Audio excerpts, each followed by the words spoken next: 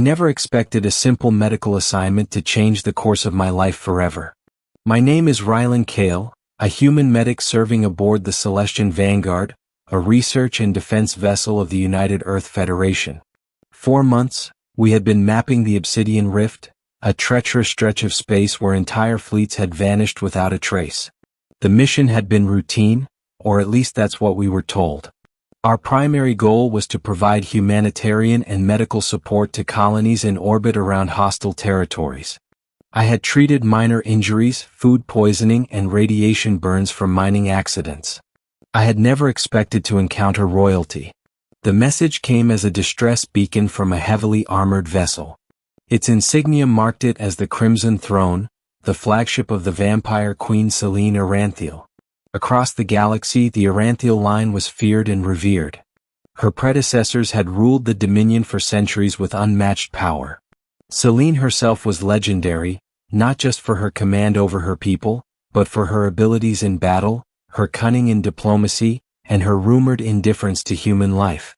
When the distress beacon indicated that the Queen had been injured during a skirmish against the Solarian insurrectionists, my team was dispatched.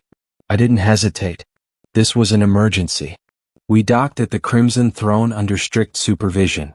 The palace-like ship was colossal, its dark hull accented with red energy conduits pulsing like veins. Every human aboard the Vanguard had been warned about the Queen's notorious temperament. Entering her chambers was strictly forbidden, but medical personnel were granted immediate access in emergencies. I was led through corridors lined with statues of armored vampires, their crimson eyes seeming to follow me. When we reached the Queen's quarters, the doors parted to reveal Selene Aranthiel herself, lying on a raised dais surrounded by hovering surgical drones. Her pale skin was marred by deep cuts across her left shoulder and upper arm, battle wounds that had already caused severe blood loss. The drones hovered silently, assessing her vitals, but there was something in her gaze that froze me. Silver eyes, sharp and intelligent, focused on us with suspicion. "You are human," she said, her voice low and commanding, yet laced with curiosity. "Why are you here?" "I'm the assigned medical officer," I replied, trying to keep my hands steady. "My team is here to stabilize your condition." Her eyes narrowed. "Humans are fragile. Your touch may be unnecessary." I nodded, trying to suppress the instinctive urge to flee. The room was tense. Even the drones seemed to hesitate. "Step forward," she commanded. "Middle, the first touch." I approached cautiously, carrying sterilized bandages and medical kits. Every movement was calculated. Every breath measured. As I examined her wound, I realized just how severe it was. She had been in combat with Solarian strike forces, and the cuts were deep enough to pierce the regenerative protocols she usually relied on. If left untreated, infection could claim her within hours. I disinfected the area, applied the ointment, and carefully wrapped the bandages. My hands brushed lightly against her skin, careful but deliberate. Then she said it. "This is the first time a human has touched me." Her voice wasn't accusing. It wasn't even frightened. It was curious. I froze. The words echoed in my mind. First time? After centuries of dominance over her subjects, after countless generals, advisors, and servants, I was the first human to touch her. I'm just treating your wound," I said, unsure how to respond. She tilted her head, studying me with a faint, almost imperceptible smile. "You are different." Her words lingered. I finished the bandaging, and for a moment, we simply stared at each other. The silence wasn't awkward, it was charged with something unfamiliar. After stabilizing her, I stepped back. "You're going to be fine. The drones will continue monitoring your vitals." She nodded once, sharply. "Good. Stay near. I may have further use for your skills." The implication was clear. I wasn't just a medic now, I was someone who had entered a world humans rarely survived. The growing connection. Over the next weeks, I remained aboard the Crimson Throne, tending to her minor injuries, assisting with medical emergencies, and occasionally providing consultations on biological threats from enemy species. Selene observed me constantly, not with suspicion but with interest. She asked questions about Earth, about humanity, about the ways we survived and adapted in environments that her people considered fragile. Our conversations were cautious at first, but gradually they became more personal. "You have courage," she said one evening while I administered healing protocols.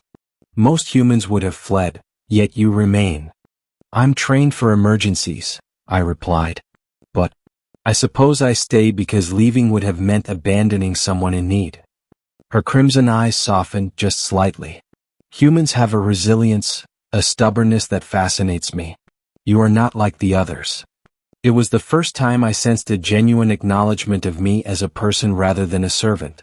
The Queen, feared by thousands, was recognizing my humanity. Our bond strengthened during another crisis. A Solarian boarding party managed to infiltrate the vessel's medical wing.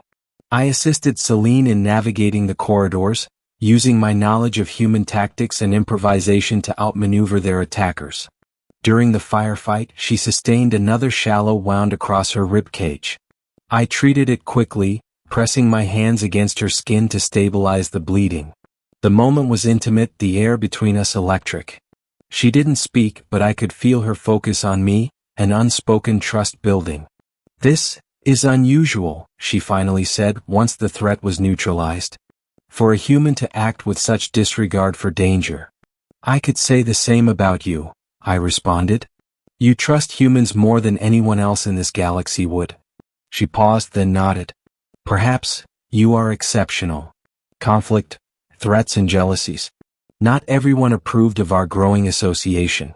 The Crimson Throne was a center of political intrigue, and vampires were fiercely territorial about influence and power. High-ranking nobles whispered about the human medic and his audacity to touch the Queen. Advisors warned Celine that relying on a human was dangerous, unpredictable and frail. Yet she ignored them. "You must understand," she told me one night in the observation deck, looking out at the nebula-streaked galaxy, "if they perceive weakness they will exploit it. You must be prepared." "I understand," I said. "But my loyalty is to you, not to their perception." Her eyes softened. "And that is why I allow it. You are the first human I have trusted enough to touch." Our relationship deepened as crises continued. We developed unspoken communication. A glance, a hand movement, a subtle signal, each conveyed information instantly. It was unlike anything I had experienced. But danger never ceased. A rogue faction from her own court sought to destabilize her rule by targeting those closest to her. My presence became a liability. Climax, the attack on the throne. During a diplomatic summit aboard the Crimson Throne, an assassination attempt was made. The assailants breached the outer perimeter, deploying nano-weapons capable of severing the Queen's regenerative abilities. Celine and I were caught in the assault. She was injured again, this time severely, and for the first time, I feared I might lose her. I moved instinctively, shielding her from the nano-weapon discharge while applying emergency medical protocols on the fly. The room was chaos, energy beams, alarms, and the hiss of weapons firing. "This is it," she whispered, clutching my arm. You must survive. Promise me." "I'm not leaving," I said. "I won't let anything happen to you." I pressed my hands against her wound, channeling emergency nanotherapy and human medical knowledge. Hours passed like minutes, every second a life or death gamble. Finally, the threat was neutralized. Her vitals stabilized and I stepped back, exhausted, my hands shaking. Celine looked at me, her crimson eyes glinting with something I couldn't name, relief, admiration, and something softer. You touched me again. And survived. No human has ever come this close." Her voice was quiet, almost vulnerable. I trust you." Resolution, trust beyond species. In the days that followed, our relationship transformed. We were no longer just Queen and medic. We were partners in survival, in command, and in trust. Celine's court grew accustomed to my presence. Some remained wary, but the Queen's confidence in me was undeniable. We trained together, strategized together, and shared moments of quiet that neither of us would forget. She revealed fragments of her past, of battles fought, of losses endured. I shared memories of humanity, of Earth's fragile beauty, and of my motivations as a medic.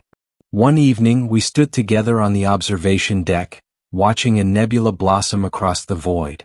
She reached for my hand, a simple gesture but one that carried immense weight. "This," she said softly, "this connection, is something I never imagined. And yet, I am grateful. For you, Kale. For this touch and for all that follows." I squeezed her hand. "You're welcome. And thank you, for letting me be here, for trusting me." The galaxy outside continued its eternal spin, wars and alliances shifting in every corner. But aboard the Crimson Throne, trust had been forged, and for the first time, a human had touched the Vampire Queen, and been accepted not just as a healer, but as a confidant, a partner, and something more. The story of that first touch became legend among the stars. Humans whispered about the medic who had bandaged a queen, and vampires quietly acknowledged the human who had earned Selene Aranthiel's trust. And in the quiet moments, when the stars alone bore witness, Selene would sometimes repeat the words that had started it all. "This is the first time a human has touched me." And for me, Kale, those words were more than a statement. They were a promise, a bond, and a beginning that neither of us would ever forget.